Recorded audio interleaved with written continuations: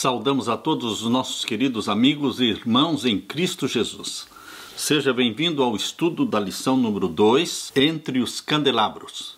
Antes de iniciarmos, vamos orar. Pai querido que estás nos céus, na Tua presença estamos mais uma vez, na presença daquele que é o Santo de Israel, buscando a Tua bênção e o derramamento do Espírito Santo sobre mim e os meus irmãos. Que ao abrirmos a Tua palavra, o Senhor abra também o nosso entendimento e derrame sobre nós o Espírito Santo em nome de Jesus. Amém. A lição desta semana está concentrada no capítulo 1 e no capítulo 2 de Apocalipse. Entre os candelabros está falando entre os castiçais. O santuário da terra tinha no lugar santo o candeeiro com 7 lâmpadas. Deus ordenou para que Moisés construísse o santuário terrestre para que seja uma cópia, uma ilustração do santuário celestial. Se entendermos o santuário da terra, nós vamos entender também o santuário celestial. No santuário da terra, no pátio, estava o altar de sacrifício. O santuário do céu, conforme diz lá em Apocalipse capítulo 11, verso 2, não tem o pátio.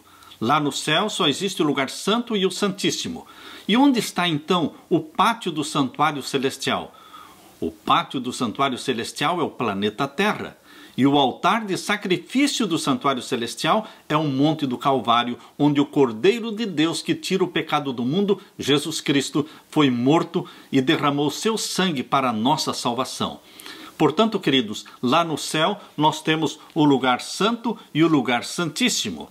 Assim como o lugar santo era identificado pelo candeeiro com 7 lâmpadas, o castiçal com 7 lâmpadas, assim também, quando fala em Apocalipse capítulo 1, fala de Jesus Cristo andando entre os 7 candeeiros, entre os 7 candelabros, mostra o ministério de Jesus no santuário do céu, mas especificamente no lugar santo.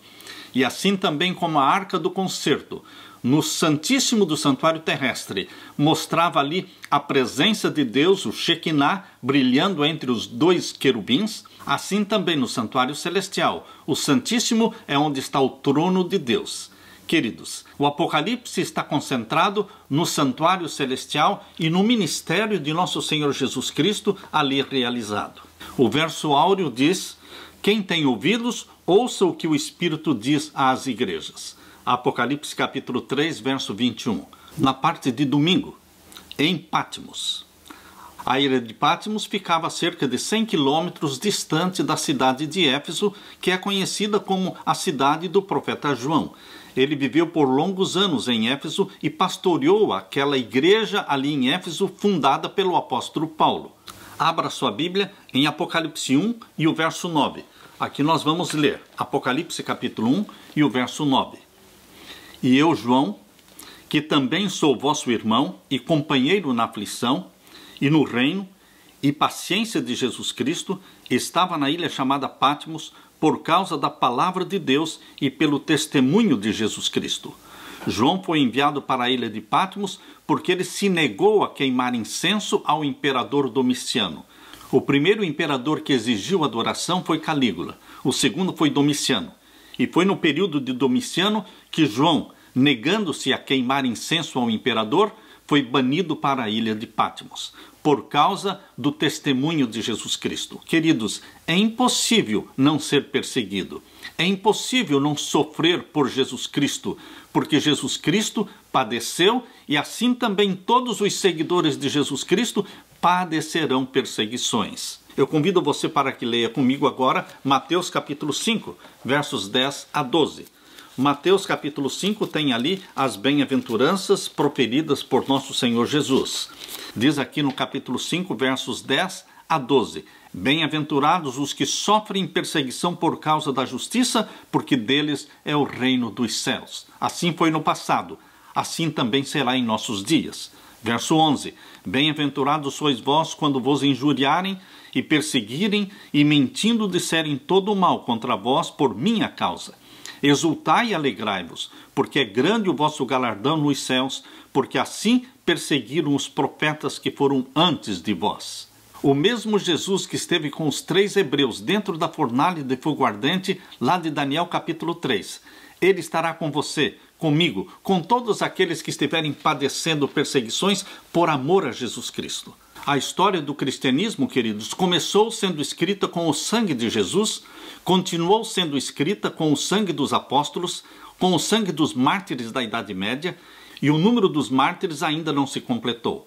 Em Apocalipse capítulo 6, diz que agora, no tempo do fim, o número dos mártires vai se completar. A história do cristianismo continua sendo escrita com o sangue.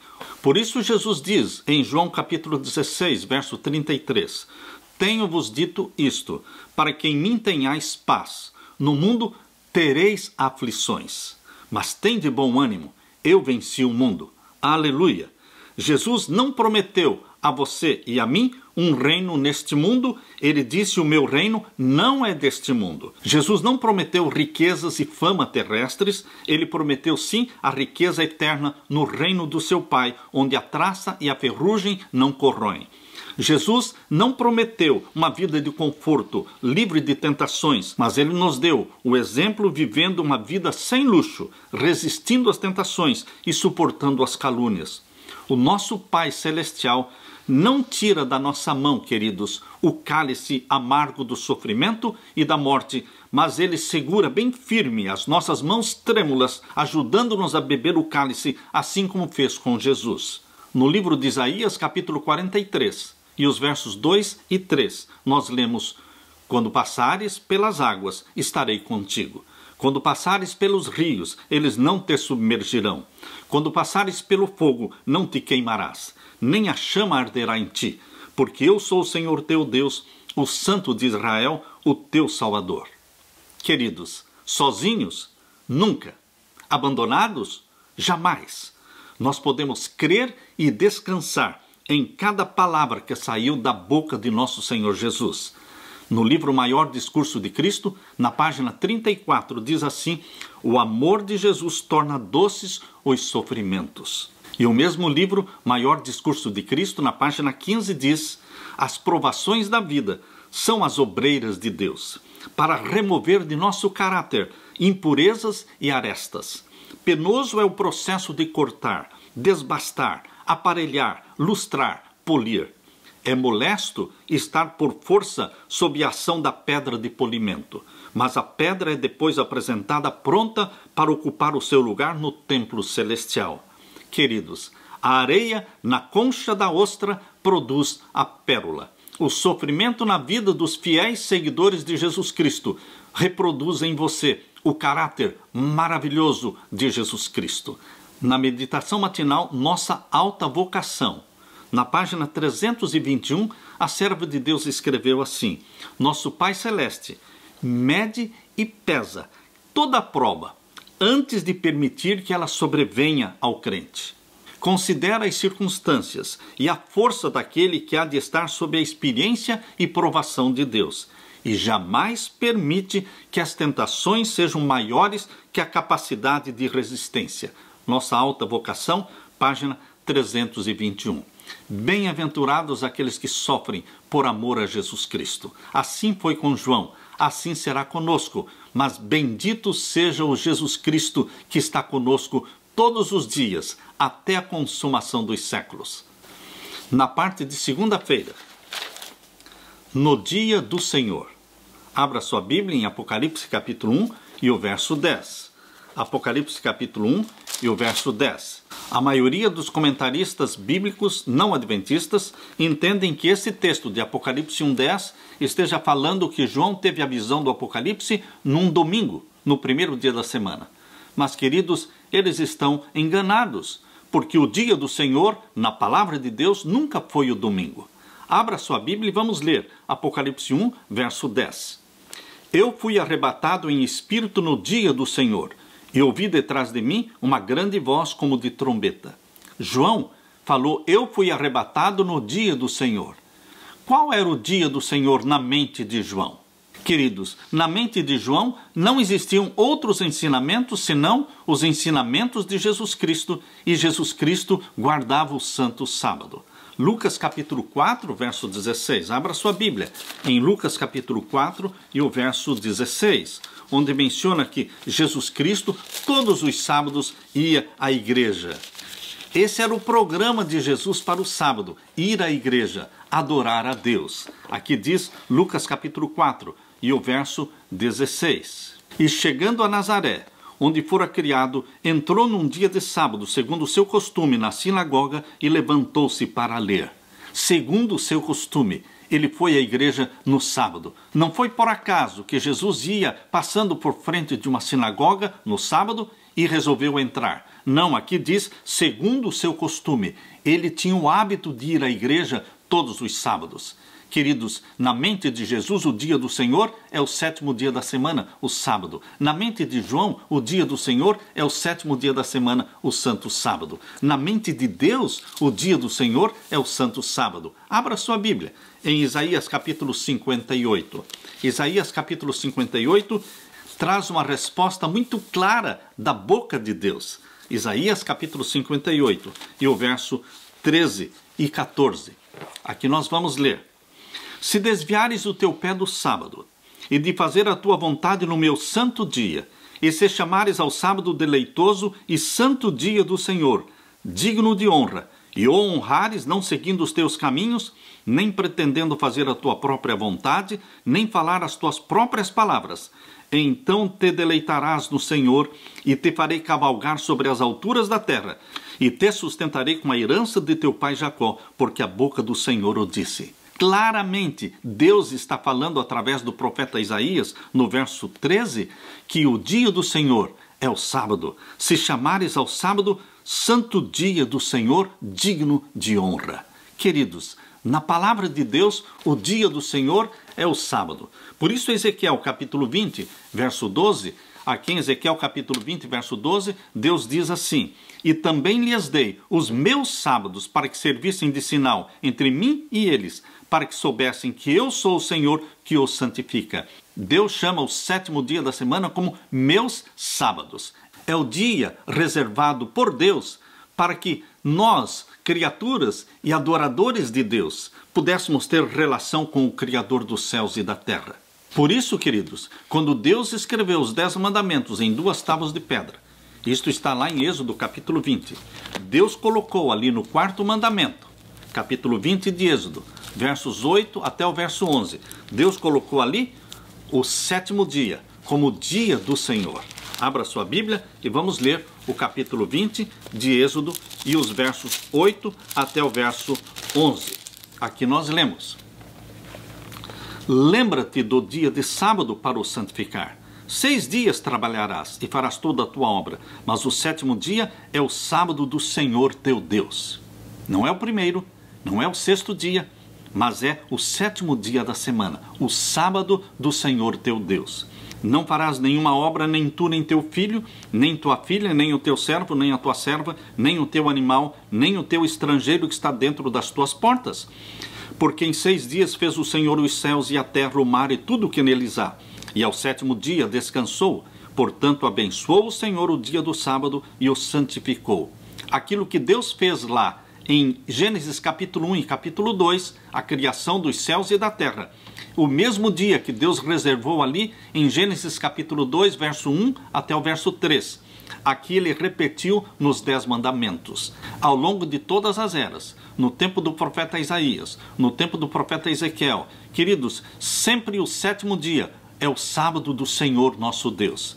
Quando Jesus veio à terra, o sábado continuou sendo o santo dia do Senhor. Depois que Jesus morreu e ressuscitou e subiu ao céu, os apóstolos de Jesus continuaram guardando o santo sábado. Continuaram indo à igreja todos os sábados. Era assim o costume de Paulo.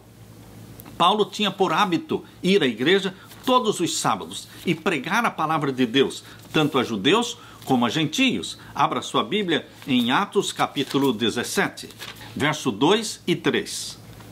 E Paulo, como tinha por costume, foi ter com eles, e por 3 sábados disputou com eles sobre as Escrituras, expondo e mostrando que convinha que o Cristo padecesse e ressuscitasse dos mortos, e este Jesus que vos anuncio, dizia ele, é o Cristo. Queridos, assim nós vemos que na semana da criação, antes de existir qualquer judeu na terra. Deus estabeleceu o sétimo dia como o dia do Senhor. Assim também, na santa lei de Deus, os 10 mandamentos, o sétimo dia da semana é o dia do Senhor. Assim também nos dias de Isaías, de Ezequiel, nos dias de Jesus, nos dias dos apóstolos, o sétimo dia continuou sendo o dia do Senhor.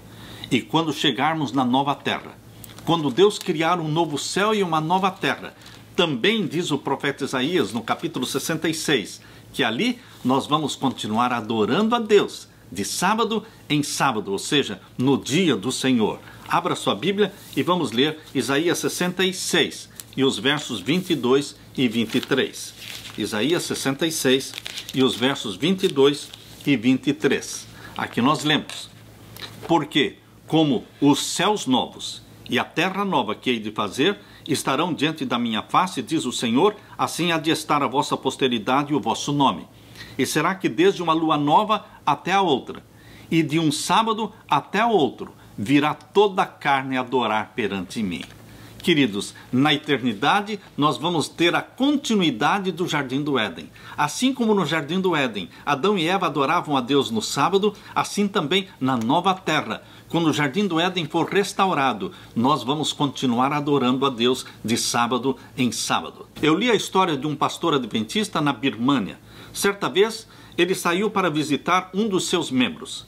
A única coisa que o pastor tinha era o nome do membro, Aung Baum. Outra informação que o pastor tinha era de que ele tinha sido, no passado, um lutador de boxe e ele era estrábico, ou seja, ele era vesgo de um olho. Queridos, o pastor não sabia o endereço certo, mas ele tinha estas características que identificavam o nosso irmão Aung Baum. O pastor não sabia em qual das 30 vilas morava o seu membro. O pastor então alugou um carro de boi e se dirigiu à vila mais próxima e perguntou ao chefe da vila: você conhece aqui um homem chamado Aung Baum? E o chefe da tribo disse: eu não conheço este homem por esse nome Aung Baum. E o pastor insistiu: este homem é um ex-lutador de boxe e ele é estrábico, ele é vesgo de um olho. E o chefe da tribo disse: eu não conheço este homem. O pastor pegou o seu carro de boi e foi para a próxima vila. Fez a mesma pergunta para o chefe da vila, mas ele também disse: eu não conheço este homem. Alguém deve conhecê-lo? Disse o pastor. É impossível ninguém conhecer este homem. Ele pertence à igreja adventista do sétimo dia. Oh, disse o chefe da vila, você quer dizer o homem do sétimo dia? O homem que guarda o sétimo dia?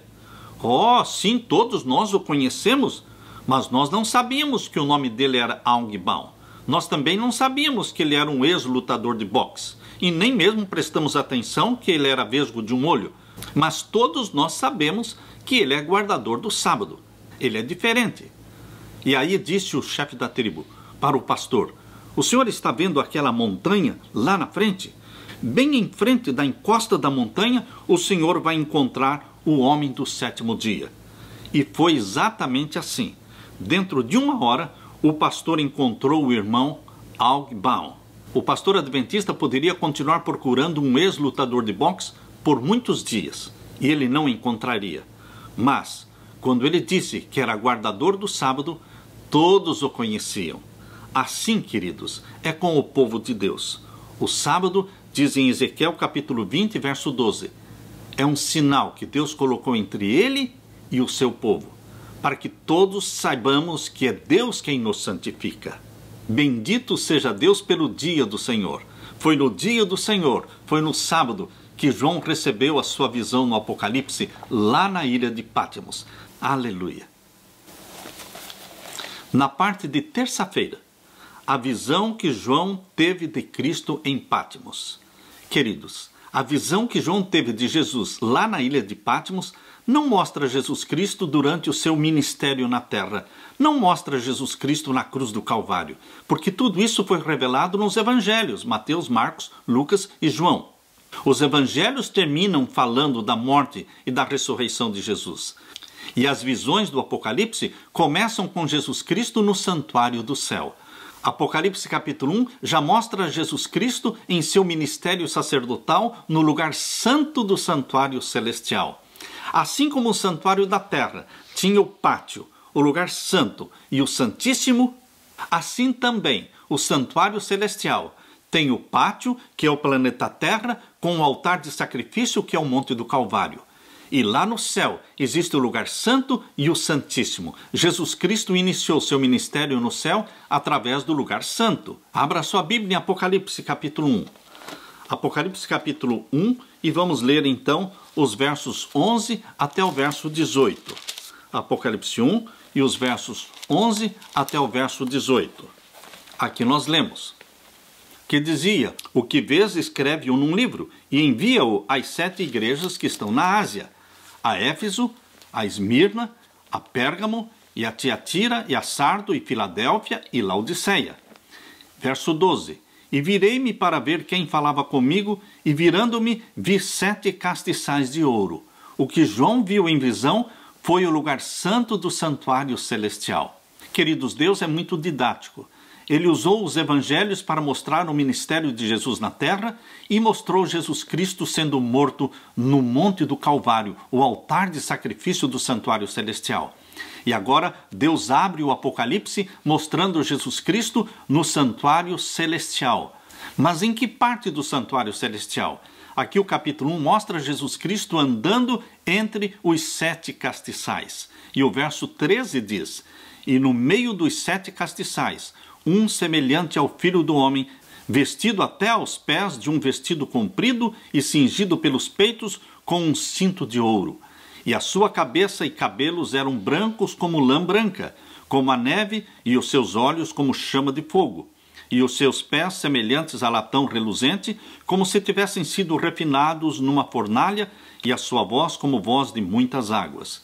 E ele tinha na sua destra 7 estrelas, e da sua boca saía uma aguda espada de 2 fios, e o seu rosto era como o sol, quando na sua força resplandece.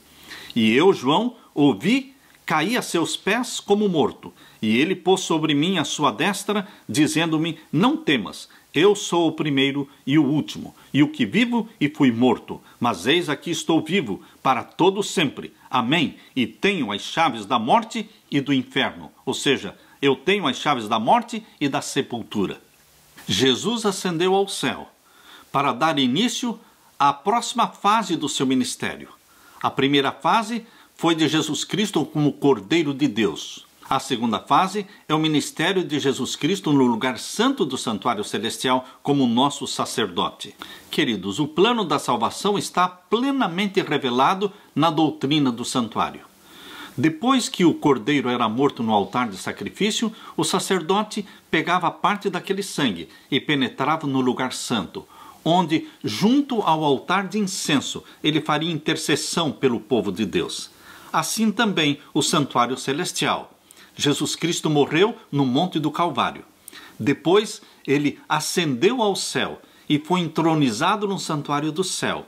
E ele, junto ao altar de incenso do santuário celestial, ele ministra a favor daqueles que hão de herdar a salvação. Por isso diz a Bíblia em Apocalipse capítulo 8. Apocalipse capítulo 8 mostra Jesus Cristo intercedendo junto ao altar de incenso. Abra sua Bíblia em Apocalipse capítulo 8. Nós lemos aqui no verso 3 e 4.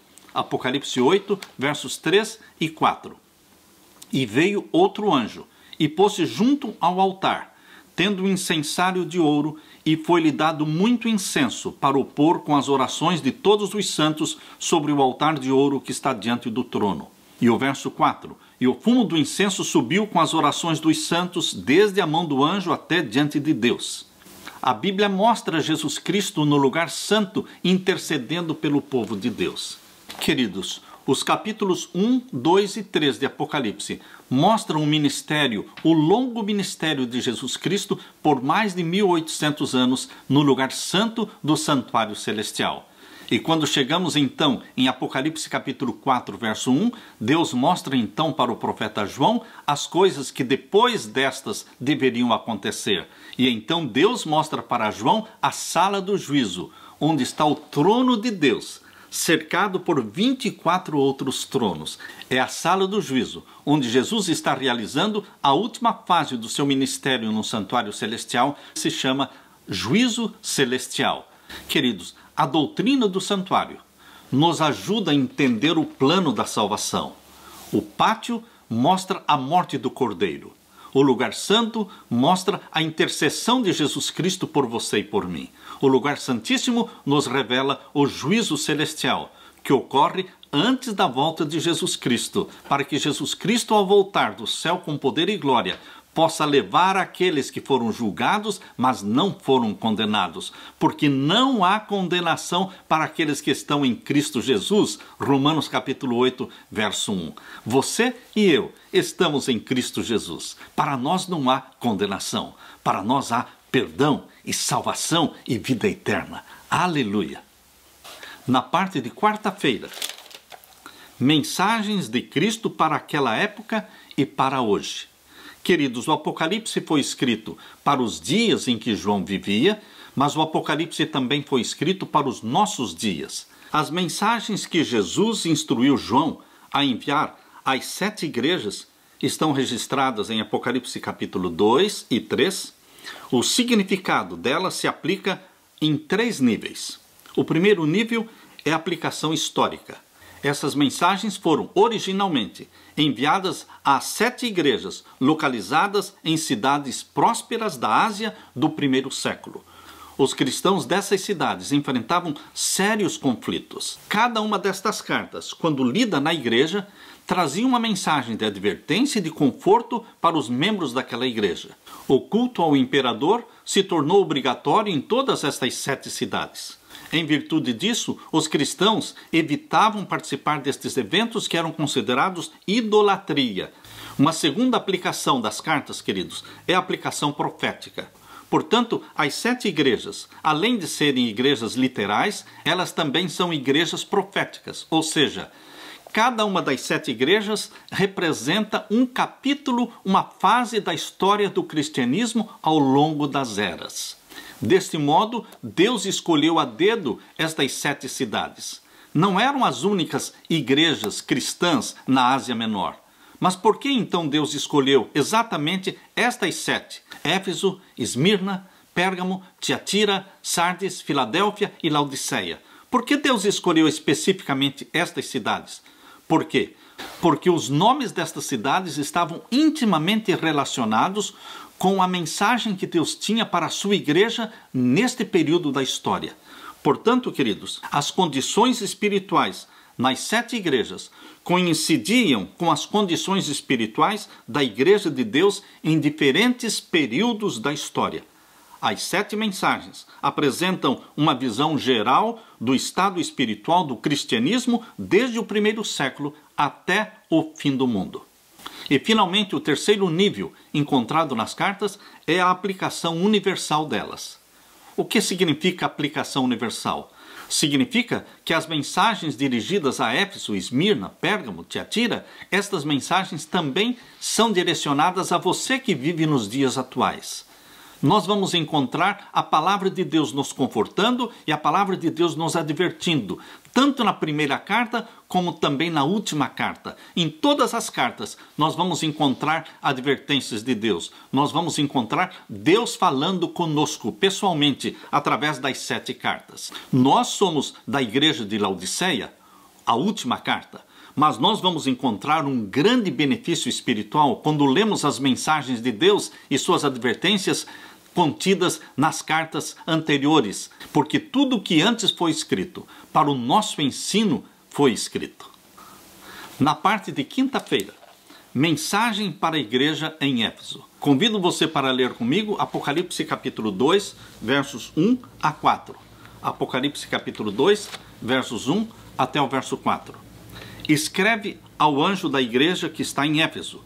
Isto diz aquele que tem na sua destra as 7 estrelas, que anda no meio dos 7 castiçais de ouro. É Jesus Cristo quem tem as 7 estrelas na sua mão direita. As 7 estrelas são os 7 anjos mensageiros das 7 igrejas. E aqui fala que Jesus Cristo anda no meio dos 7 castiçais de ouro, cumprindo a promessa que ele deu quando disse: eis que eu estou convosco todos os dias, até a consumação dos séculos. Jesus não abandona a sua igreja em nenhuma das fases. E o verso 2 diz: eu sei as tuas obras e o teu trabalho e a tua paciência, e que não podes sofrer os maus, e puseste à prova os que dizem ser apóstolos e o não são, e tu os achaste mentirosos. Jesus Cristo é aquele que sabe, que conhece, é aquele que lê os nossos pensamentos, nossas intenções. Por isso ele diz: eu sei as tuas obras. Ele sabe do seu sofrimento, ele vê a tua lágrima, ele sabe da sua necessidade financeira, ele sabe dos problemas familiares que você enfrenta, ele sabe da sua fraqueza e da sua virtude. Jesus diz para os cristãos de Éfeso: eu sei que não pode sofrer os maus. A igreja de Éfeso, a palavra Éfeso quer dizer desejável. Representa a era da pureza apostólica, a era do cristianismo que foi do ano 31 até o ano 100. Foi a igreja dos apóstolos ainda vivos. Quando lemos aqui no verso 2, e que não pode sofrer os maus, e puseste à prova os que dizem ser apóstolos e o não são, nós temos que lembrar das heresias que surgiram já no final do primeiro século. Os ebionitas, que negavam a divindade de Jesus. Os docetistas, que negavam a humanidade de Jesus. Os gnósticos, que negavam tanto a divindade como a humanidade de Jesus Cristo. Estes eram os maus que foram reprovados e contestados pelos irmãos da igreja de Éfeso. E agora, queridos, leia o verso 4. O verso 4 diz: tenho, porém, contra ti que deixaste o teu primeiro amor. Esta é uma séria reprovação, perder o primeiro amor. Numa só geração, o evangelho foi levado a todas as nações debaixo do céu. Pouco a pouco, porém, houve uma mudança. A igreja perdeu o seu primeiro amor. Que triste quando nós perdemos o primeiro amor. Quando num casamento, marido e esposa perdem o primeiro amor, perdem as primeiras atenções, perdem aquelas primeiras afeições. Já não sai mais de casa com um abraço e um beijo. Já não existe mais aquela manifestação de carinho, de afeto. Embora muitos pensem que é normal o primeiro amor acabar, eu quero dizer para você, não é normal. Quando o primeiro amor num casamento acaba, acabou o casamento.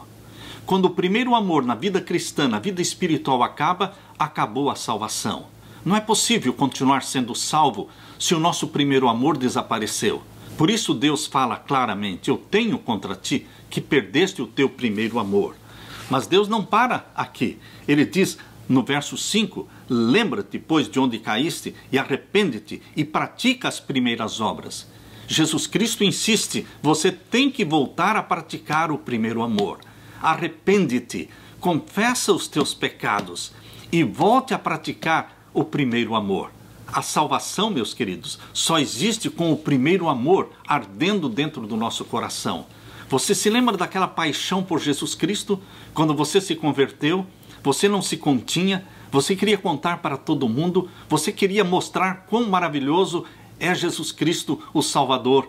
E agora, queridos, muitos já perderam esse primeiro amor, já não mais frequentam os cultos de oração, já não participam da escola sabatina, eles já chegam na igreja às 11 da manhã, já muitos chegam no final do culto, já não existe mais interesse, não existe mais fome e sede de justiça. Por isso Jesus está dizendo, arrepende-te e pratica as primeiras obras. Mas graças a Deus, na igreja de Éfeso existem palavras também de conforto. Aqui no capítulo 2, verso 6 diz, tens porém isto, que aborreces as obras dos nicolaítas, as quais eu também aborreço. Quem eram os nicolaítas? Alguns comentaristas bíblicos entendem que nicolaítas vem de Nicolau, um dos 7 diáconos mencionados em Atos capítulo 6, verso 5. No dizer de Clemente de Alexandria, os nicolaítas mantinham o princípio pernicioso de que as paixões baixas devem ser permitidas. Os nicolaítas eram conhecidos como pessoas imorais, licenciosas, defendendo de que aquilo que nós praticamos no corpo não afeta a nossa alma, não afeta o nosso espírito, não afeta a nossa vida espiritual. Os nicolaítas ensinavam mais ou menos o que os espíritas ensinam hoje. Em outras palavras, que você pode viver licenciosamente, imoralmente, e isso não afetará a sua vida espiritual. Isto é um grande engano. Nosso corpo é templo do Espírito Santo, queridos. Os nicolaítas praticavam os pecados de Balaão. Quais eram os pecados de Balaão? a Bíblia revela os pecados de Balaão como sendo avareza, hipocrisia, idolatria e imoralidade. Fuja, portanto, meu querido irmão, da doutrina dos nicolaítas. E o verso 7, Apocalipse 2, verso 7. Quem tem ouvidos, ouça o que o Espírito diz às igrejas. Ao que vencer, dar-lhe-ei a comer da árvore da vida, que está no meio do paraíso de Deus. A árvore da vida é uma referência ao jardim do Éden, que foi retirado da terra antes do dilúvio, mas que será restaurado com todo o seu esplendor na nova terra. O jardim do Éden permaneceu sobre a terra muito tempo depois que o homem foi expulso do jardim do Éden. Foi permitido que a raça caída por muito tempo contemplasse o lar da inocência, estando a sua entrada vedada apenas pelos anjos vigilantes, como diz em Gênesis 3:24. À porta do paraíso, guardada pelos querubins, revelava-se a glória de Deus. Para ali iam Adão e os seus filhos a fim de adorarem a Deus. Quando, porém, a onda de iniquidade se propagou pelo mundo e a impiedade dos homens determinou sua destruição por meio de um dilúvio de água, a mão de Deus, que plantou o jardim do Éden, o retirou da terra. Mas, na restauração final de todas as coisas, quando houver um novo céu e uma nova terra, será restabelecido o jardim do Éden, mais gloriosamente adornado do que no princípio. Patriarcas e Profetas, página 56. Queridos, esta promessa de Apocalipse 2, verso 7, pertence a você. Quem tem ouvidos, ouça o que o Espírito Santo está falando. Você, que é vitorioso em Jesus Cristo, vai comer de novo da árvore da vida, que produz 12 qualidades de fruto, uma qualidade por mês. E vamos comer mensalmente, demonstrando que a vida eterna que teremos é uma vida eterna derivada de Deus. Ao que vencer, eu lhe darei a comer do fruto da árvore da vida, que está no meio do paraíso de Deus. Esta é uma promessa. Este é um sonho de Deus para você e para mim. Regozije-se nesta promessa. E que Deus o conserve cheio do primeiro amor, a paixão por Jesus Cristo. Que Jesus Cristo seja tudo na sua vida. É o meu desejo. É a minha oração por você. Amém.